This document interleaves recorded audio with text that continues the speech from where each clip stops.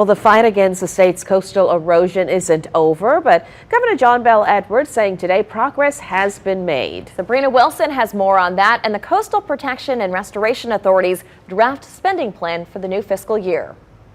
Louisiana's coastline remains fragile, but the state continues its work to change that. Despite the challenges, though, we've made more progress than ever before.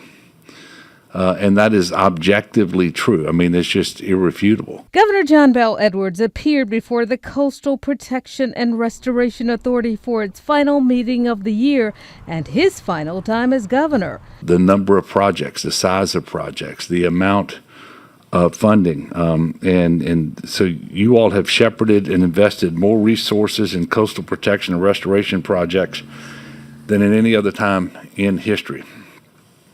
And the size and scope of the projects have also broken records.